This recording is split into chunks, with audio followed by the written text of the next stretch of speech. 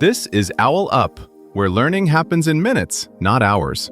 For a deeper journey, explore all our courses at owlup.co. Now, let's dive in.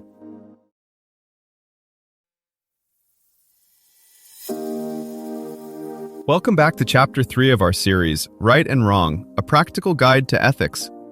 In this episode, titled Deontology, Some Things Are Simply Wrong, we'll explore the fascinating principles of deontological ethics and uncover the key tenets that guide our moral decisions.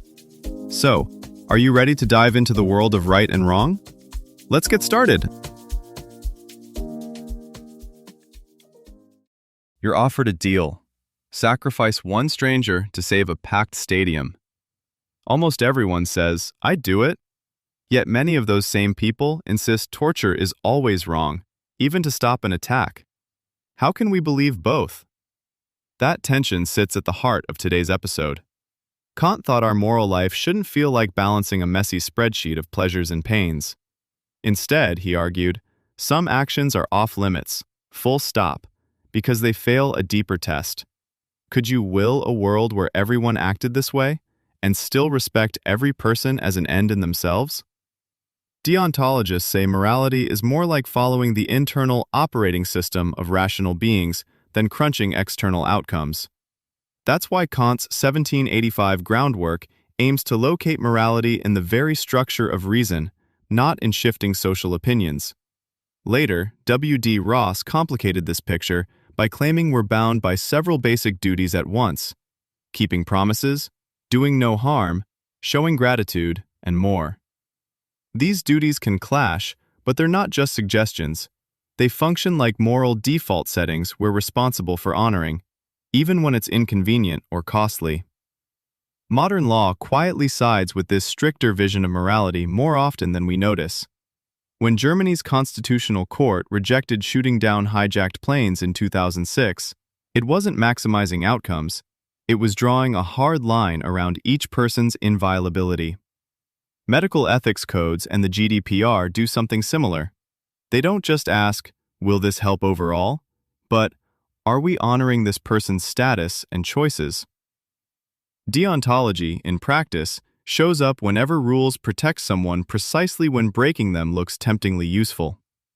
Kant sharpens the stakes with his categorical imperative. One key test asks, can you consistently will that everyone act on the same principle you're about to follow?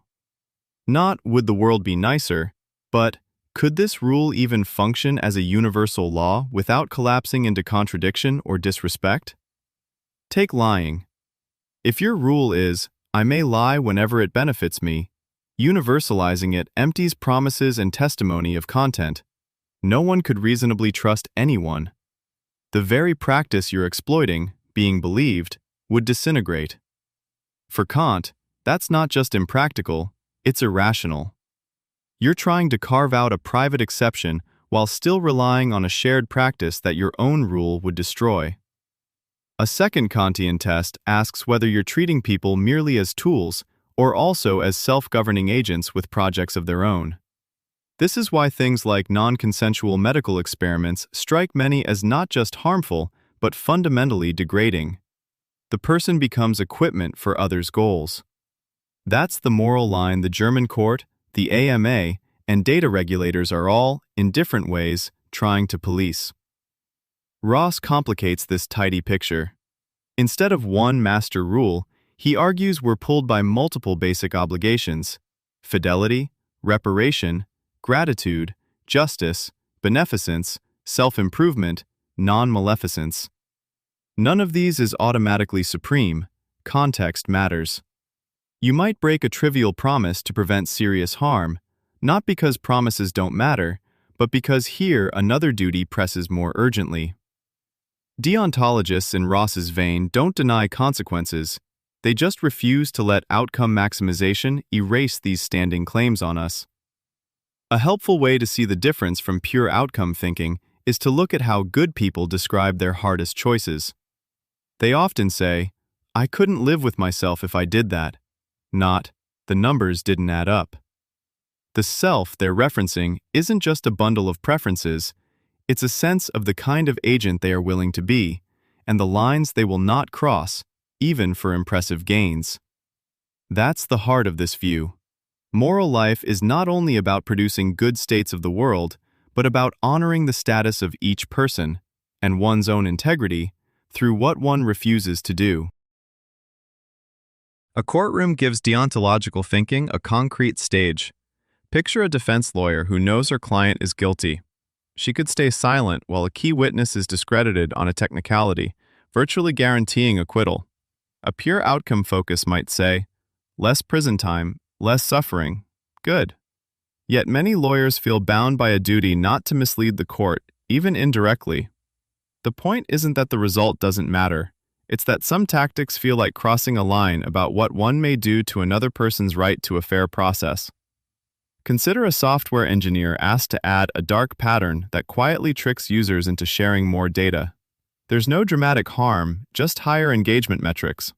Still, she might refuse, not because the numbers look catastrophic, but because it treats users' attention and choices as exploitable levers instead of something to be straightforwardly respected. Chess offers a parallel.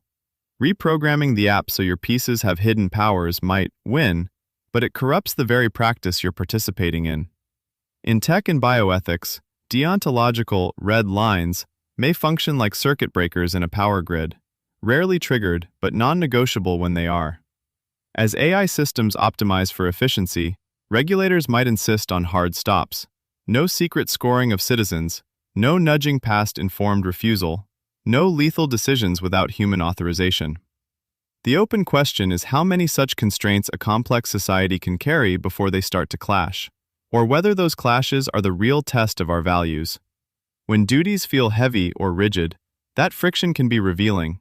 It shows where our habits quietly favor convenience or loyalty to our own group. Deontological lines nudge us to ask, whose basic standing am I tempted to discount here? Your challenge this week? Watch for every moment you say, it's just business, and pause to test whether that's actually true. This was OwlUp, your daily step forward. This series continues with more chapters on OwlUp.co. Visit OwlUp.co to access the complete course and continue your learning journey. See you there!